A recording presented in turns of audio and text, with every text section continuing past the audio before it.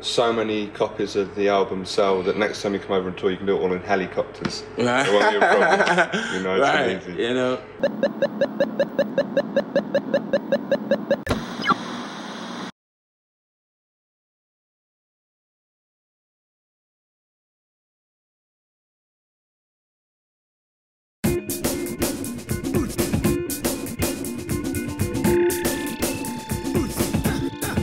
What I'd like to talk about just briefly is you kind of, I think you grabbed a lot of people's attention in the UK at least with reinventing songs like Sexual Healing and What's My Name, and taking things from soul and from hip hop and sort of reinventing them in terms of a brass band. I just wondered how important is it for you to also, as well as all of that stuff, I mean, we heard a bit of Cannonball Adderley in the sound check, you know, and the more modern side of jazz, but how important for you is it to keep the tradition of the hymns and the spirituals of New Orleans that kicked it all off anyway and started arguably jazz and blues?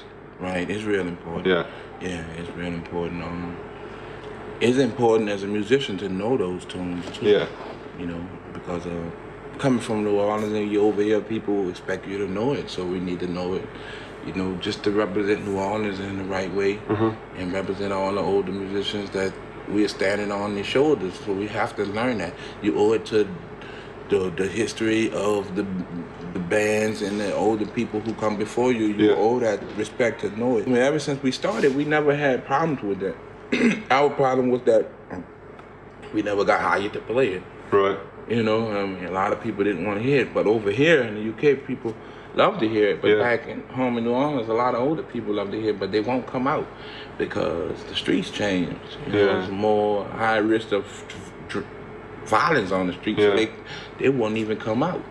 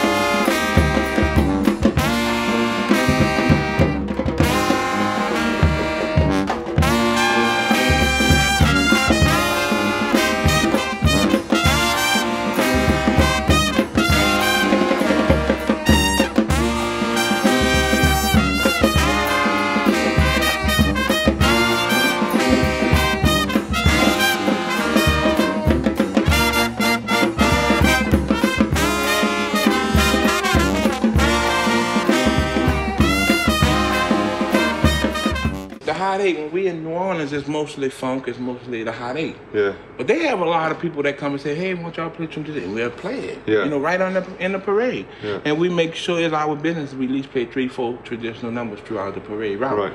But just to keep that it's balance. like and a lot of people, you know, they love it. The older people love it, but it's more of what the people want, and we, you know, that's how we get to be who we are, giving the people what they want, listening to the people, you know.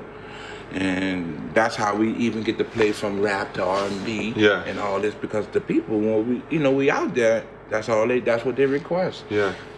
You know. But so I mean, they're all different stops along the same line, you know, and that's kind of that's your Grand Central Station, you know. That's where the train kicks off, isn't it? You know. Right. Definitely.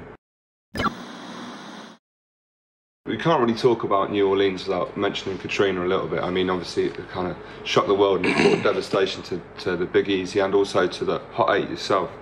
But I saw a quote in one of the interviews that you'd given, and it said something along the lines of New Orleans representing the rebirth of New Orleans, and as the sort of the city rebuilds, so the Hot 8 rebuilds itself. I think it was, I don't know, I might be getting his name wrong, but was it Shamar Allen? Yeah, Shamar, yeah. So I just wondered, do you feel that period of rebuilding is kind of over and you've closed that chapter, and it's a new chapter that you're starting at now, or I mean both for yourselves and for New Orleans? Right. In the way I do. Yeah. Just to, you know, be able to get my mind focused on moving forward. But I'm always reminded when anything, man. even to just a picture, man. Yeah. You know, I can't even look at my old pictures when I graduated from kindergarten, stuff like that. It constantly reminds me that, you know, I've been through the storm. I'm missing out on things, you know. Yeah, so I'm always reminded of it, but at the same time, it's like you got to close the book and keep going. But so much stuff happened,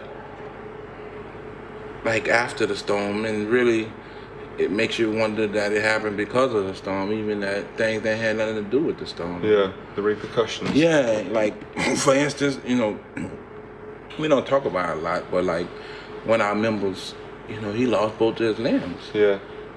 And it's like, what are you doing in Atlanta? He was in Atlanta because he evacuated from the storm. So like if the storm wouldn't have came, he wouldn't even been there. No. To even get hit by a car in Atlanta, you know? And so you think about stuff like that as a band. Yeah. That's always on our mind, you know?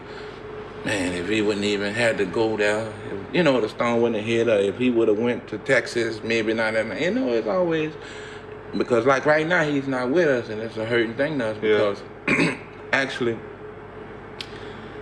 when the storm hit, we were just about to come over.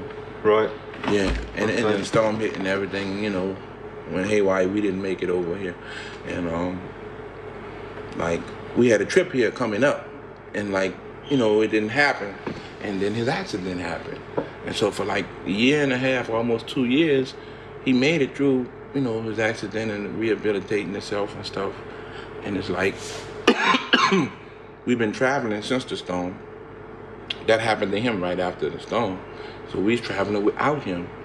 And he never made his chance to even tour over to the UK. Yeah. He never had a chance to go international with us yet. And he heard, you know, all the things we've been doing. Yeah. He was rehabilitating, but he's hearing the buzz. He know what's going on. We're keeping him informed. So now it's like, only thing was on his mind was getting back with the band. Even when he first got, the first time I spoke to him after his accident, the first question he had was, man, I'm still in the band. I'm like, man, get yourself together. You know what I'm saying? You know, just take care of yourself, man. Yeah. You know, why, you know, just do what you need to do to get back healthy. Yeah.